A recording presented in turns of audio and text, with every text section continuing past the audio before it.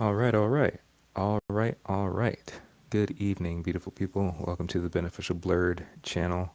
I am Jam, your beneficial blurred, or one of many beneficial blurs that exist out there.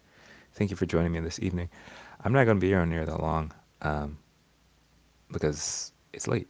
And I just wanted to talk about this real quick. I know recently a lot of people have passed away.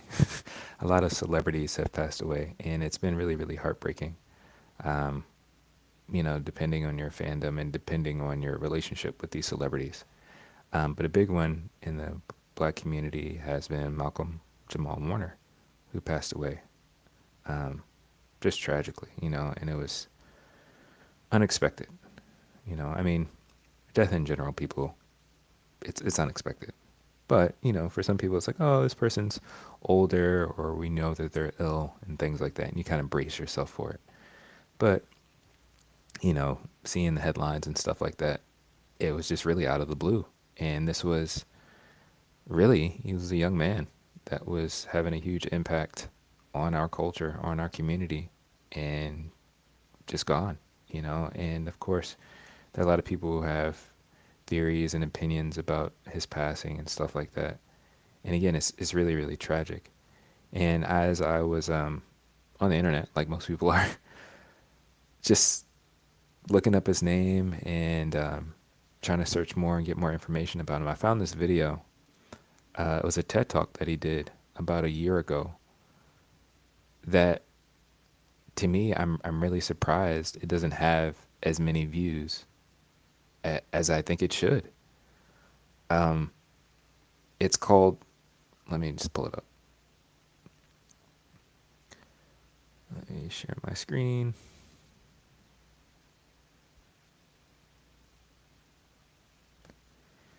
Uh, the video is called "Vulnerability is My Superpower," and this is Malcolm-Jamal Warner at a TEDx in Manhattan Beach. And so I I was like, oh, this is cool. I like TED Talks. I like when people, give their speeches and share their big ideas with the world. And seeing this, I was like, why doesn't this have as many views, like as other videos about him, whether it's people's theories and stuff about him or even like maybe some of his performances and things like that. When I saw this, it only had about 6 or 7K. So I'm glad it's up to 10K. But still, like other videos have millions and millions of views centered around him. And the thing about it is, when people pass away, sometimes yes, we like to think in conjecture about what caused their passing and stuff like that. But often, I think we try to remember the impactful things about that person. And Malcolm Jamal Warner had a huge impact on our community. And trying to remember all of his influences and the things that he left behind. And I feel like this video and what he shares in this speech is such a impactful thing that we really do need to hold on to, particularly as men. And we're going to jump into it. I'm just going to read the description real quick, and we're going to jump into it. I'm going to share a few thoughts, and I will bid you adieu for the night.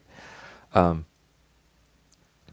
the description for the video says, in his poignant spoken word performance and talk, Malcolm shares how embracing vulnerability rather than pursuing notions of being cool changed his life.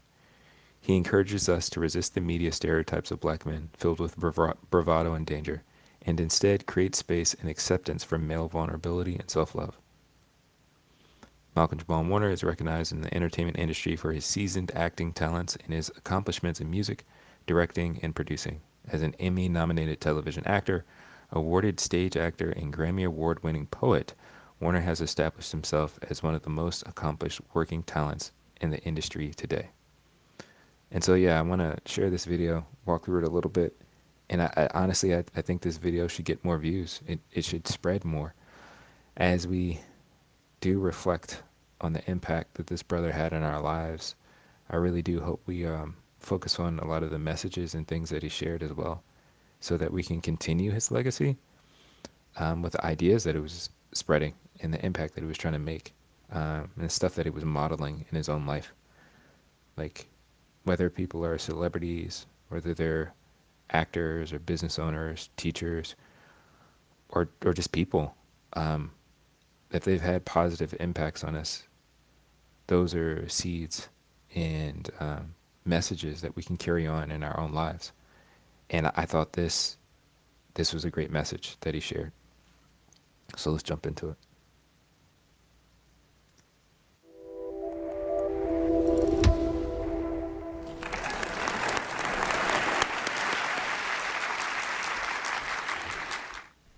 Vulnerability can be a scary thing, even when we're on the mend. Black boys boast bravado not to seem broken, and often so do black men. I see you, looking for clues, listening for cues, longing to know what I'm not telling you, as if I'm hiding in plain view. My most intimate thoughts belong to me, like a woman's body when she says no. So I reserve the right to go as far as I like, because though I live in the public eye, I don't subscribe to the dog and pony show. For I have learned to discern who cannot accept all of me. I read the room before I speak, because I find that folks flee from honesty the way we retreat from love. Vulnerability can be. I, when I first started watching this, right, the first time I saw it, I was like, oh, he's doing a spoken word. It took me a second because I was like, why is he talking like this? But no, he's a poet. He's a spoken word artist. So it took me a second. But I thought that was a bar. I'm talking about that vulnerability and the fact that we often, I think most of the time he's coming from the perspective as a man, but more specifically as a black man, the idea of retreating from love and how we're not good at that. I think sometimes we like to lie and say that we are, but we're not. Whether it's romantic love or loving one another, we retreat. I think a lot of men in general are avoidant. Not to say that there aren't men out there who can't have anxious attachment styles and stuff like that, but generally speaking, I think we are conditioned to be avoidant in our society, to not be vulnerable, to not be open, to not gush love. Like we're taught to hide and keep everything close to ourselves, and it's actually not healthy. It's not healthy for us. A scary thing, even when we're on the mend. Black boys boast bravado not to seem broken, and often so do black men. My relationship with rejection reeks of stale smiles and toxic tear stains that shed secretions of trepidation. And since astute sharks sense fear so sharply, sometimes I feign confidence, like young girls dumb down and grown women fake orgasms. I mean, sometimes I refrain from revealing how I truly feel and just hang out and hide. I will say this. I think it's interesting. Been to a couple of spoken word shows in my life. I think people's reactions. I feel like you can tell an audience based off of how people will respond to stuff. All right, like, hold on, let's go back. Listen to this line again, right? Like young girls dumb down and grown women fake orgasms. So that pause right there, right? I think he knew that if he was in an audience that was predominantly black, there would be responses there. There would be some oohs or ahs or whatever.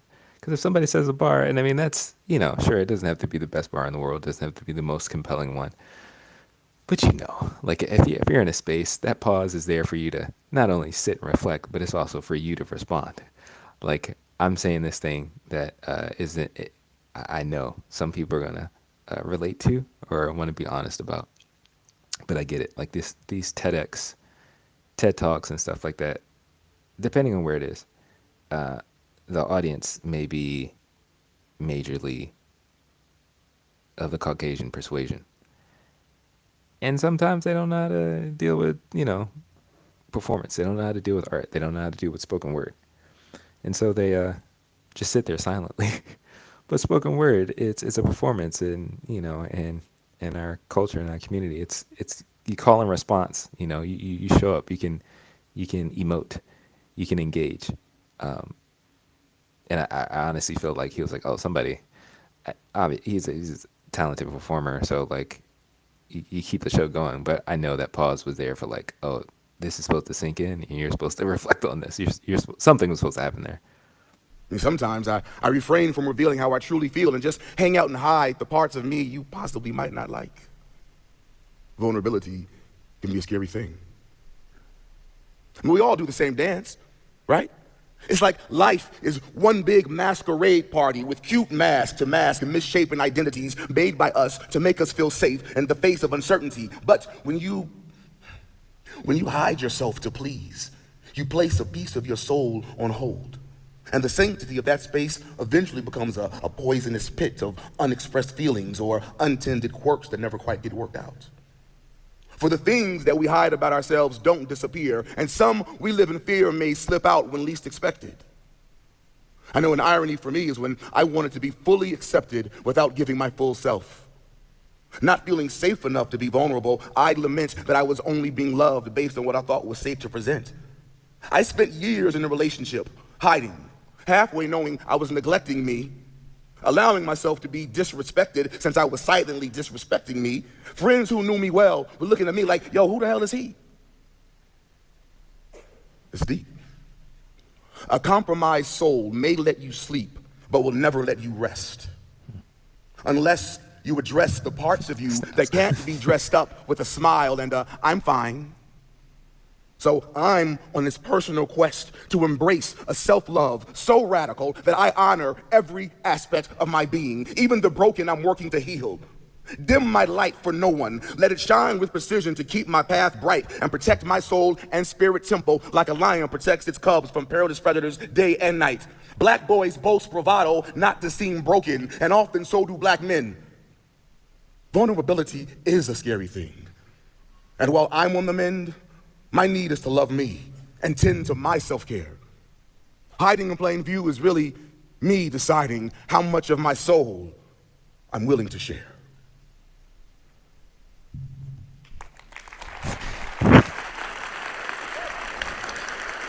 So even like that, right? That that delayed response is kind of like, oh, he's done talking. I guess we should clap. Again, I thought there's obviously more to his talk and to his performance, but again, that vulnerability piece, I think, is a big deal that often as men we aren't fully honest about. And I get it, especially in the past couple of years, as as people want to keep talking about relationships and wanting safe spaces for men to be men or whatever, talk about stuff. I think a big part is being honest about how honest we are with ourselves. How vulnerable are we even really to be with ourselves? And that's layered, right? That's layered work that we have to go through, because we really do have to sit, self-reflect, and ask questions about what we believe about ourselves, what do we believe about the world around us, and can we even really be vulnerable with ourselves? Like, he had a line in there. Let me see if I can find it real quick. Sex its cubs from perilous predators. No. Broken, I'm working to heal. So I'm on this personal rest. Like, yo, who the hell is he? Right here. Halfway knowing I was neglecting me, allowing myself to be disrespected since I was silently disrespecting me. Like, even in that, right? Sometimes we aren't fully honest with ourselves. Oftentimes, I would say, as men. And I can speak for myself, not being fully honest about stuff, whether it's good or bad, right? Just not really being honest and being vulnerable with ourselves, because we have to continue to uphold a standard of what we believe masculinity is. We have to uphold a standard of what we think being a man is.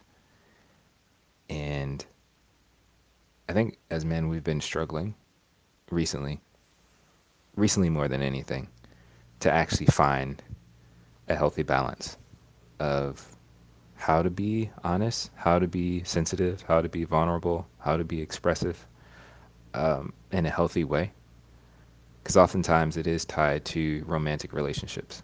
So I've heard, guys online get upset when it comes to relationship conversations and talks, they will blame women for, not allowing them to be vulnerable and not allowing them to be expressive.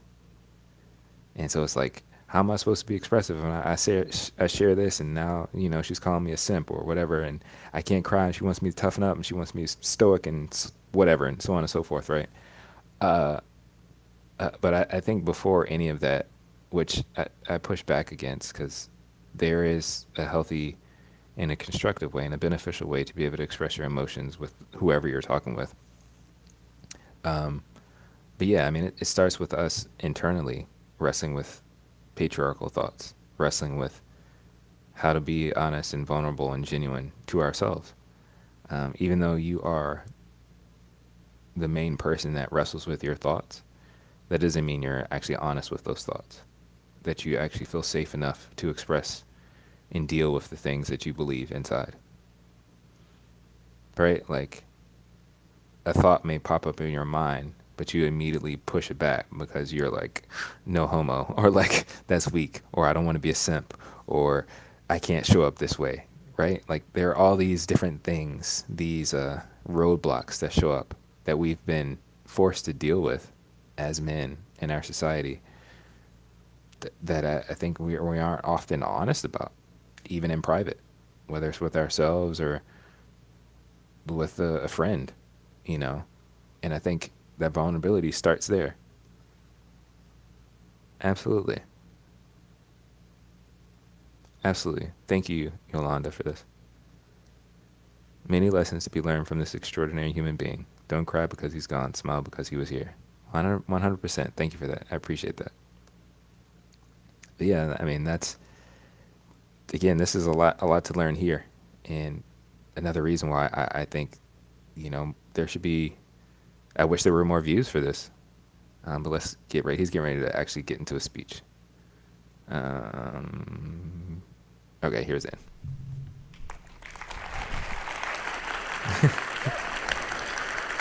No worries. Thank you. So as a child, my parents taught me that lying was bad. Lying got me into trouble. But the ironic thing is, being honest enough to say no, or worse, no, I don't feel like it, also got me into trouble. I mean, needless to say, it was very confusing growing up. Adults repeatedly say they want honesty, but people who are known for being honest are often labeled brutally honest. And let's be honest, that's not always a compliment. So whenever I hear someone say they want the honest truth, I always think about that iconic line from A Few Good Men: "You can't handle the truth." I mean, yes, the truth can be scary, right? Because it opens us up to rejection and judgment. As a little boy, I learned that expressing my truth often felt like an invitation to get hurt because it made me vulnerable. I'm going to come back to that. One other thing he mentioned about being brutally honest. I think that's also something else I've noticed as men as we're trying to figure it out and get better at this like emotional intelligence thing and working through how to be better communicators and be honest and all this stuff. There's definitely a difference between being brutally honest and just being a jerk. There's a huge difference. Like some things that you feel like you just want to pour out on people or you want to hold people accountable for, it's not honesty. You're just being mean. And I think I think we need to be honest about that and learn the difference. Like, everything that you express isn't necessarily truth, and it's not always beneficial. And not everything is helpful. And just because you're saying something that you feel somebody needs to hear as bluntly as you can, that doesn't mean you're being truthful. It doesn't mean you're being honest. You really could just be being harmful. So I think we got to be, we need to be honest about that. We really do need to reflect on what are we actually communicating to people. The truth can be scary, right? Because it opens us up to rejection and judgment. As a little boy, I learned that expressing my truth often felt like an invitation to get hurt because it made me vulnerable. And in the neighborhood where I grew up, being vulnerable could cost you your life. So to protect myself, I learned to ration my vulnerability at a young age. Vulnerability, especially in boys, isn't considered cool. To be vulnerable, we must be surrounded by people who accept us for who we are wholeheartedly, and that's pretty difficult to find in junior high school. So from early on, it begins, right? The dance between lying for acceptance and honesty for self-preservation. I joined the drama department in junior high school, where I learned pretty quickly that the cool kids were not doing theater, especially not the cool black kids. See, in acting, there's no room for being cool. I knew that to be an effective actor, I had to be vulnerable. But being vulnerable isn't cool. And you can't be vulnerable and cool at the same time. I felt like a mess. So in 8th grade, I want to concur with that. In high school, I was involved in like the theater group or team or whatever, theater department. And it's true, like you can't be concerned about what other people are thinking about you if you're trying to play a character, if you're trying to engage, if you're trying to be present, if you're trying to show up. And I think the kind of impactful thing about that is it's the same in your own personal life. Like if you're so concerned about what other people think and you're always checking over your shoulder, not in a protective way, but like wondering how people are seeing you, you can't focus on actually just being yourself. And so, yeah, you can't, being cool or being accepted, if that's your focus, does deplete the ability for you to be fully yourself. And it does put you in a trap. It puts you in a trap of this balance of like, how am I showing up? I need to be like so selfish, self-aware and self-conscious. And it's detrimental. And it's detrimental. And I appreciate his honesty about that. And also, I think it is true, especially for young men, probably even more so now in like this age of social media and stuff.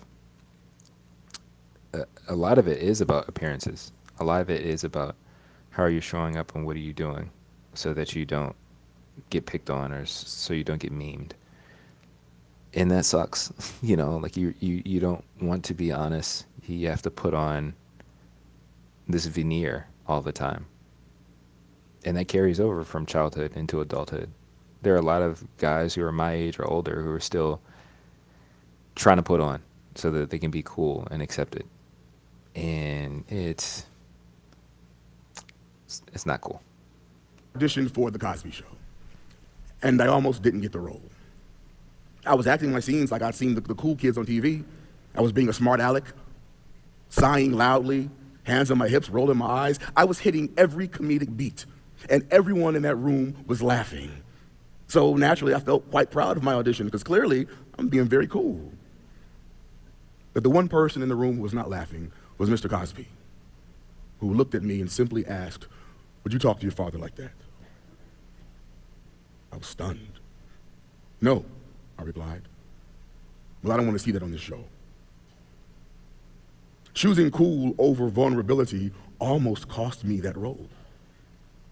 But throughout the run of the show, and since I'm being honest, most of my life, I was obsessed with wanting to be cool, Who isn't? but having to accept that my vulnerability would always be in the way. And now the big irony is, at 50-something years old, I meet men and women all the time who tell me that while growing up, they thought I was so cool. What? I think I think that is a cool thing too. Like, come to find out later as you mature, the people who really were the coolest were the ones who were not really thinking about it. The ones that you actually do appreciate are the ones who are focused on other things instead of trying to appeal to everybody else. And I don't know why that's still such a struggle from like generation to generation to be able to pass down that reality. Like, don't worry about being cool. Like, just be yourself. Have fun. Whatever. Be honest. Be authentic. And even even it stinks. Like even the idea of being authentic at a period of time, especially on like social media and Instagram and stuff like that, was a tool to be cool or a tool to be accepted. And it trying to be authentic was actually turning into an inauthentic thing. And I don't know, like why that cycle keeps happening. And it's something that we need to break. And I think a big part of it comes from actually being, again, like I was saying earlier, like being honest and vulnerable with ourselves and self-reflecting with ourselves. Like, is what I'm doing and all this stuff that I'm believing actually really me, or am I just trying to fit in? You know. Let's see. Miss Yolanda says, "Yeah, I see this in my nephew. He is a super smart, creative kid, but he's too busy trying to fit in. I don't really know what to do to help him." Ah, wow, yeah. I would say, I think something that sort of helped me in that, especially in like in high school and stuff, was being around other kids similar to that. So other super smart, creative kids. And, that can be tricky depending on like the school that you go to, the environment that you're in and all that. I got to be honest, I was blessed. I was blessed to be able to find and have friends who were, to me, geeks as well. And, we didn't care a lot about that stuff. We were just really focused on the things that we enjoyed and had fun with. And we were just happy with that and content with that, focusing on that.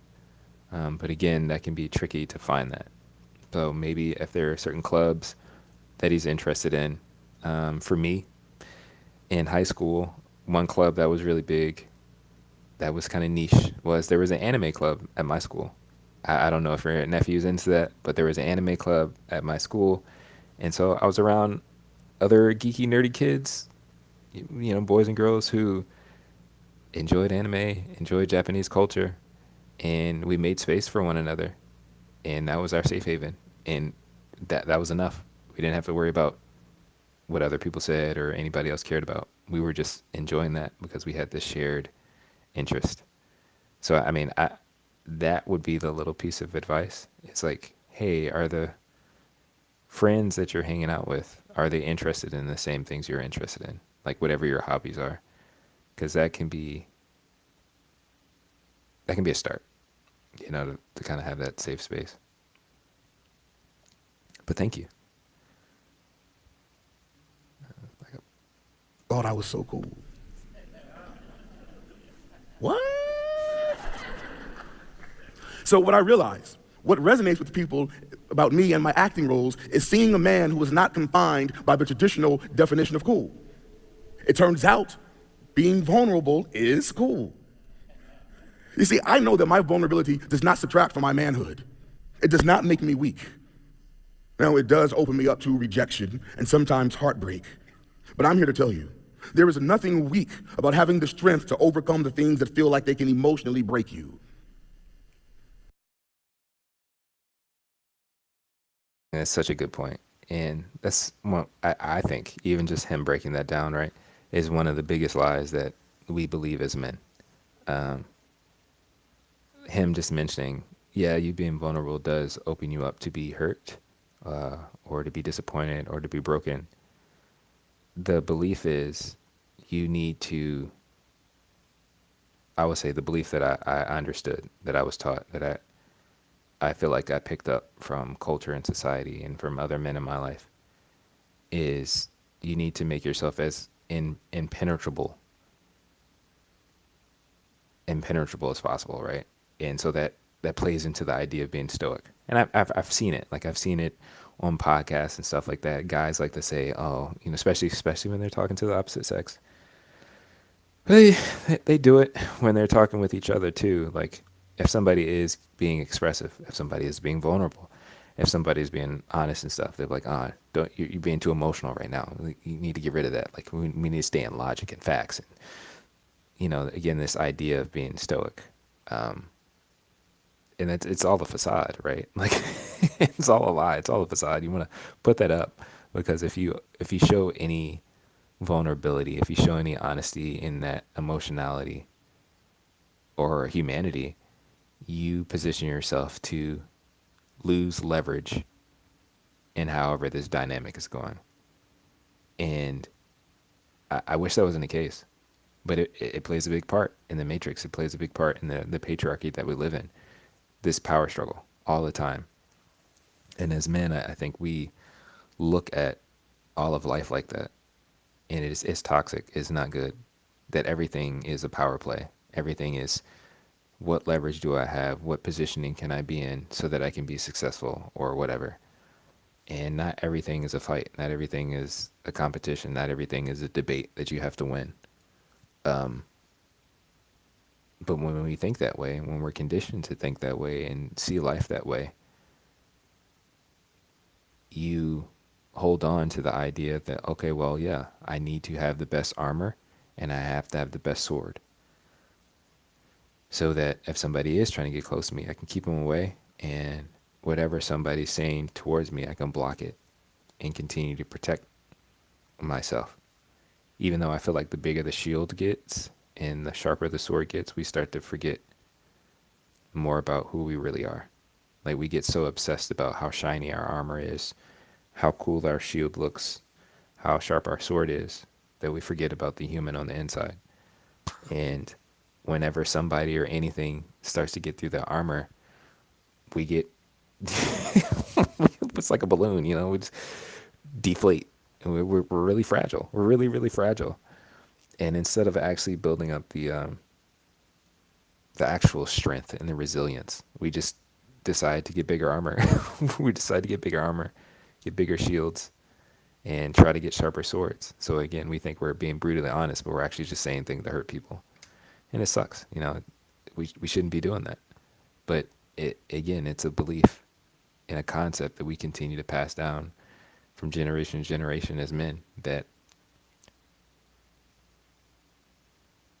the more vulnerable or open that you are, the weaker that you are, and the less cool that you are. Taken from what he's saying here. Let's see. You said, oh yeah. Yolanda says, yeah, he draws a lot and he is crazy good with Legos. Oh, that's dope. I look around and see what kind of clubs I can find. Yeah. Oh yeah. Yes. Yes. That is cool. Hopefully you can find, I know, like a Lego club or something. I don't know. Because Legos has, which is surprising to me, has had this huge resurgence of popularity, it seems. And there are people who are really, really into Legos, and they do all kinds of crazy stuff. I know there's a show. Let me see if I can find it real quick. There's a show like Lego Masters or something like that, that they have all these crazy competitions. They're building cities and the animals and all kinds of stuff. To me, when when I had Legos as a kid, I don't remember having all those different model sets. Just had a big tub full of color blocks, and you just made whatever your imagination came up with. But the stuff that people are making now is, it's incredible. It's incredible. Thank you again for sharing that. And thank you all again for watching. I appreciate it. Again, I won't be on much longer because it's late and I know people got to go to work tomorrow, like I do. Here we go. About having the strength to overcome the things that feel like they can emotionally break you. I said there is nothing weak about having the strength to overcome the things that feel like they can emotionally break you. There is nothing weak about being your authentic self instead of hiding behind bravado for protection or to please others. Vulnerability allows me to feel and to feel alive instead of deadening my feelings to be cool. Man, it's taken me all of these years to see my vulnerability as my superpower. And I am exhausted by the stereotypes created in the media around black men and vulnerability. There's been this conditioning to view all black men as filled with bravado, misogynistic attitudes, and danger. We are more than the stereotypes with which we are bombarded on TV, in film, and in music.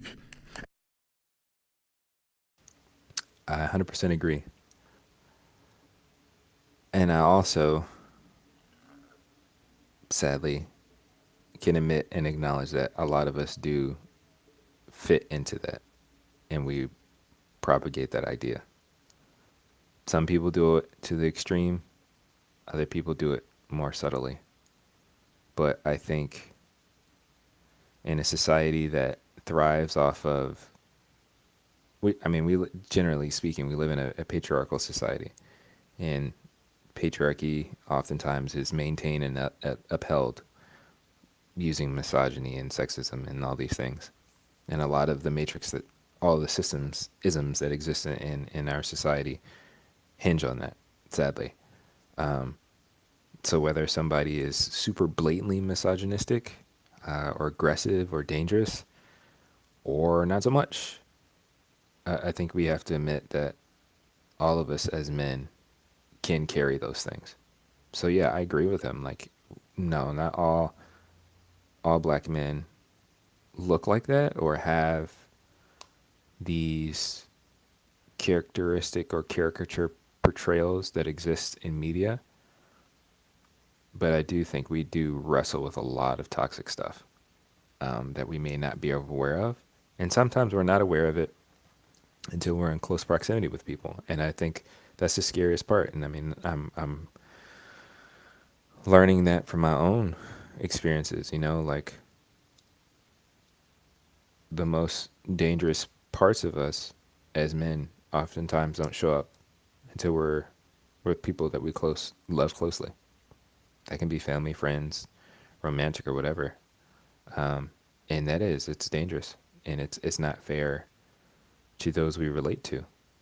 More reason why, yeah, we need to work on our vulnerability. We need to work on our self-reflection. We need to work on going to therapy and our mental health and getting it together. Because again, we're carrying these big shields and all this armor and these swords, right? And these weapons to ward off people or to flex and say that we were being manly men and so on and so forth. But when those who get closest to us see that, oh, there's some fleshy spots beyond the armor, there's some weak things, like you're not strong in this area. Our ego, which is, we puff it up a lot with bravado, gets punctured and is real fragile. I think the male ego is probably one of the most fragile things in existence. I say that as somebody who has had my ego a few times and also seen it in other men who have crashed out, because they're not willing to admit that they struggle or that they're, not good at stuff, right? And it's humbling.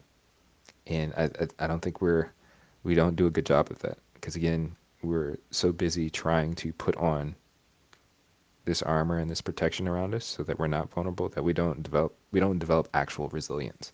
We want to see resilience, and we think resilience is, oh, a team lost in the NBA finals, but they come back next year and they're in the playoffs and they lose again, they come back next year and they keep going. Or somebody's starting a business and they fail and then they try again and they're over and over and over again. And sure, those can be signs of determination.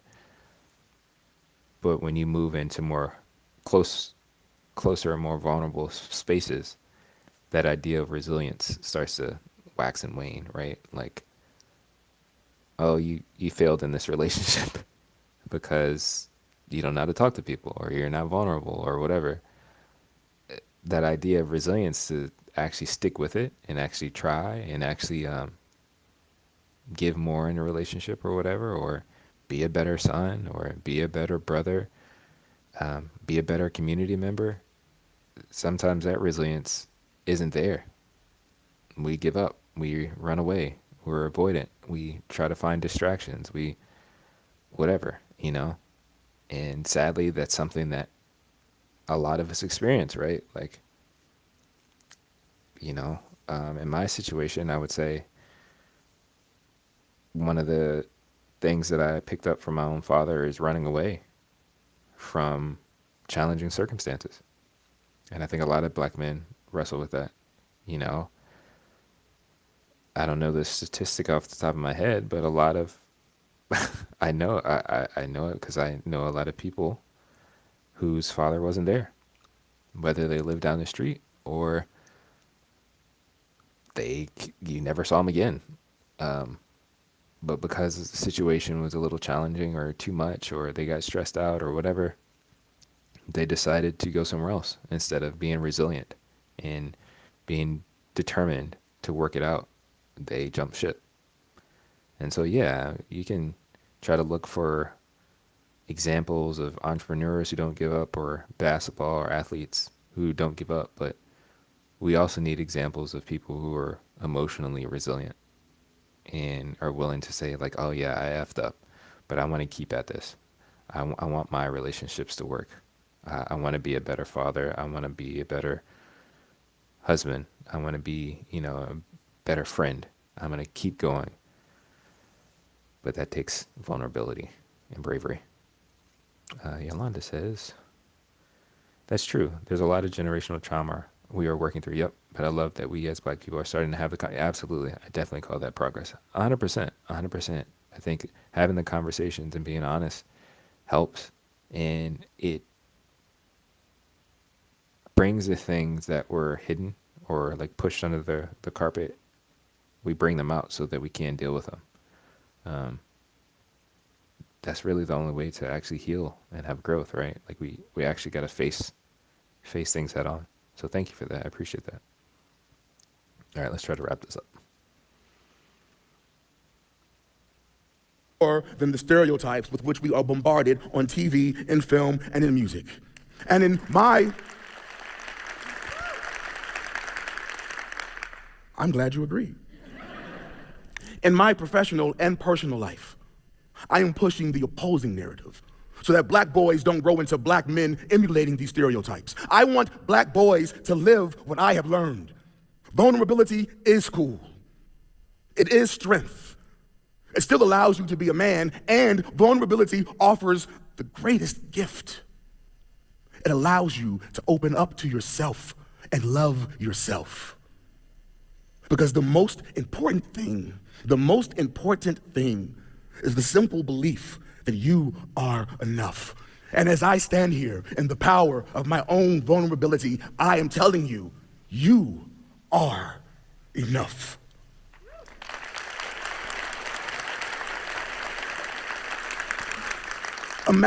Just imagine what you could give to the world and what the world would see in you if you were no longer hiding in plain view. Thank you. Yeah. So I think that was a great speech, right? Vulnerability is My Superpower by Malcolm-Jamal Warner is a TEDx talk. But yeah, I would like more people to view this, to view this message. It's something that I think should be shared within our community, but particularly for young men, older men. Even the last point that he was talking about and the impact of vulnerability leading to like self-love. I think it's true. And I think even as men, we're working on understanding what self-love actually is. I don't think we have a good idea or good grasp of what self-love is yet.